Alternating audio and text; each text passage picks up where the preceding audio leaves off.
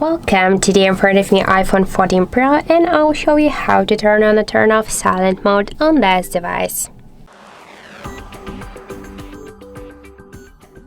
So if you have no idea how to do that, I'll just show you that. So simple, you just should first just take your phone, and here on the left side of your device you can see here the switcher. This is the silent mode switcher of iPhones. So just to activate the silent mode you should move the switcher here to the down, and now we can see that our device now is on silent mode. If you want to turn it off, just by the same way switch it to the up, and now we can see that our device is on ring mode.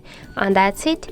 So thank you for watching, and if you find this video helpful, don't forget to leave a like, comment and to subscribe our channel.